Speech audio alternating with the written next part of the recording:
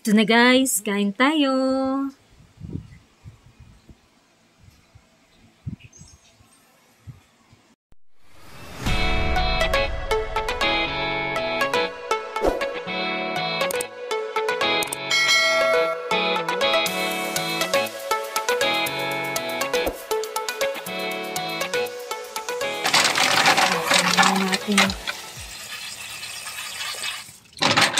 Tasan muna natin itong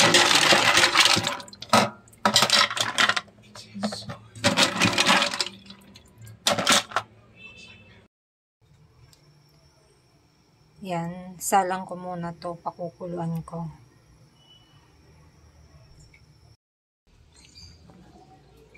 Ayan, kumulo na rin.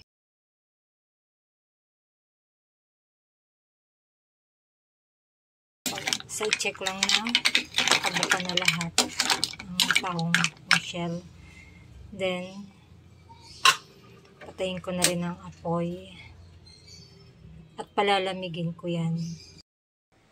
Habang pinapalamig ko naman itong tahong na nilaga ko na, yan, ito na, nihanda ko naman itong toge. Tinatanggalan ko. Sineseparate ko yung, ito siya, tinatanggalan ko.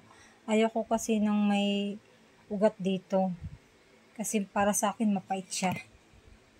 Sa akin lang ha, para sa akin lang.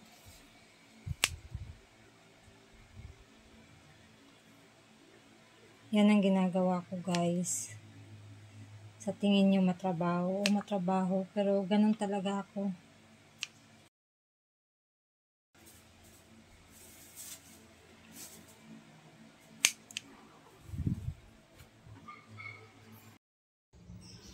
Tapos ko na medyo madami-dami din naman. Pero pag niluluto kasi ito na umiimpis eh. Ganyan siya. Siyempre hugasan ko pa rin ito guys.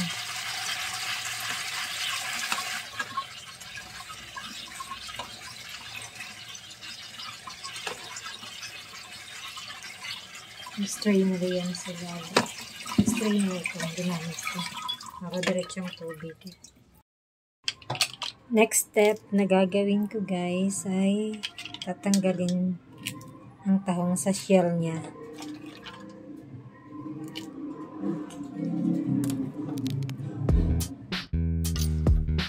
Then cut ko siya into strips guys. Yan. Pwede mga 3.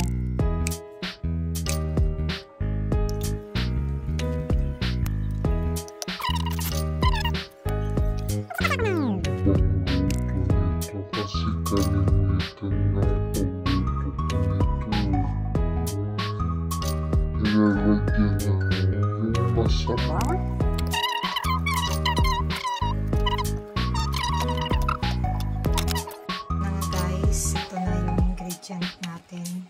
Bawang, sibuyas. Ito na yung tahong natin. Strips ko na. Tinanggal sa shell. Tapos, yung tahong natin. Mabilis na. Yan, pwede na ito na. Ito na pichay. Pichay na yan.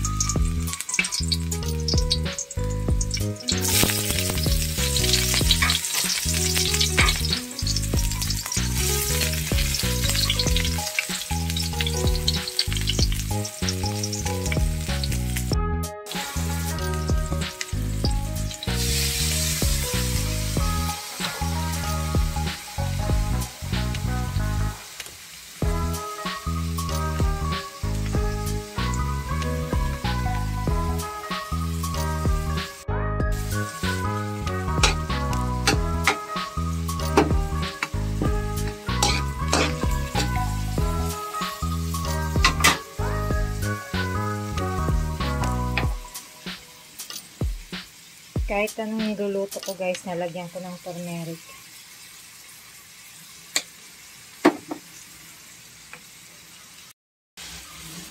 dash of salt, pepper. Dinisunod na natin yung ating toge.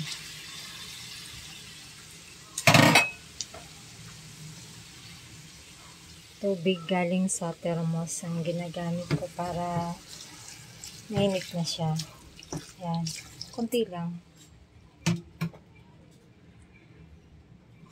Ayun na. Ganyan lang siya. Kunti. Sunod ko na itong pechay. Yan. Okay na yan. Takpan ko na hanggang kumulo.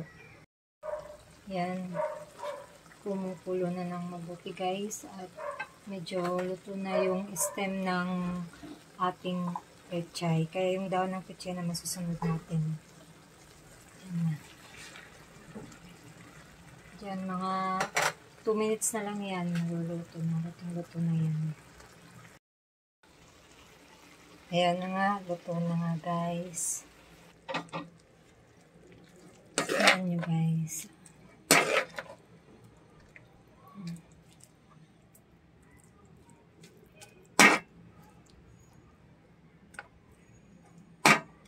Kailangan madiskarte lang tayo.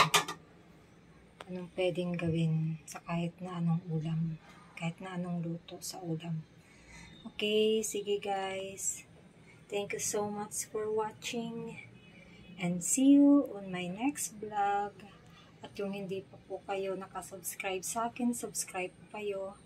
Para po kayo maging updated sa susunod ko pong mga video. Thank you so much everyone.